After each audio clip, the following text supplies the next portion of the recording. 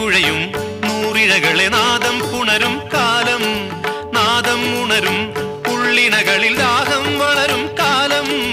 തേനിൽ കുഴയും നൂറിഴകളെ നാദം പുണരും കാലം, നാദം ഉണരും ഉള്ളിണകളിൽ ദാഹം വളരും കാലം. മിഥുനങ്ങളെ